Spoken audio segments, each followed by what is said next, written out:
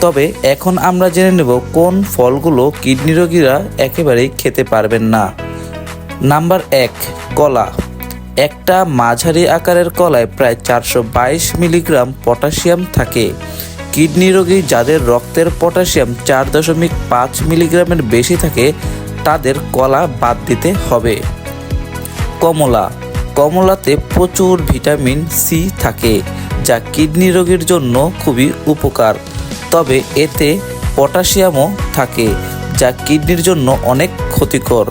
একটা বড় সাইজের কমলাতে প্রায় 330 মিলিগ্রাম পটাশিয়াম থাকে।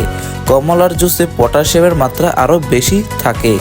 তাই কমলা ও কমলার জুস কিডনি রোগীদের বাদ দিতে হবে অথবা খুব কম পরিমাণে খেতে হবে। কামরাঙ্গা।